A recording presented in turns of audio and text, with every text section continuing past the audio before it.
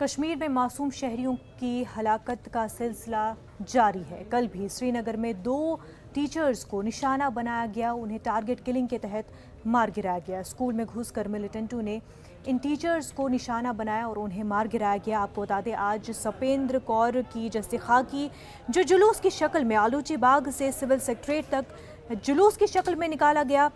बड़ी तादाद में एहतजाजी मौजूद हैं। उनकी मांग है जो कातिल है उनको गिरफ्तार किया जाए, सामने लाया जाए। एहतजाजियों में काफी गुस्सा देखा जा रहा है।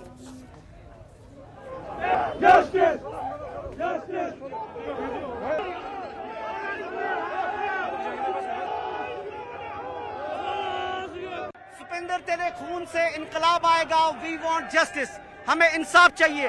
ये आप देख रहे हैं, सुपेंद्र की लाश यहाँ पे लाई गई है एक जुलूस की सूरत में आलूची बाग से यहाँ।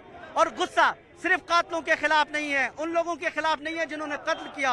गुस्सा सोसाइटी के हर तबके में है और ये गुस्सा सिविल सेक्रेटरीट के सामने पहुंचा। आप देखिए, ये सिविल सेक्रेटरीट है और सवाल इंतजामिया से भी है कि कातलों को पेश करो, और न सिर्फ पेश करो बल्कि ये जवाब भी दे दो कि आखिर 1 साल में 28 आम शहरी मारे गए और कल एक स्कूल में 2 असातिज़ा को, एक प्रिंसिपल सुपेंद्र कौर जिसकी बॉडी यहाँ पे रखी गई थी, जिसके बारे में इसके तमाम रिश्तेदार, आम लोग सब यही कह रहे हैं कि एक नेक खातून थी और न सिर्फ अच्छी उस्ताद थी, अच्छी एडमिनिस्ट्रेटर थी, अच्छी हमसाया थी, अच्छी उस्ताद थी, और इसका कत्ल हुआ और उसके खिलाफ जो गुस्सा उमड़ आया है, शायद मुझे लगता है पिछले कई सालों में पहली बार इस तरह ये गुस्सा सड़कों पे आया है। और लोग आप देख सकते हैं कि कितने यहाँ पे हैं जो ये मांग कर रहे हैं कि कातलों को पेश किया जाए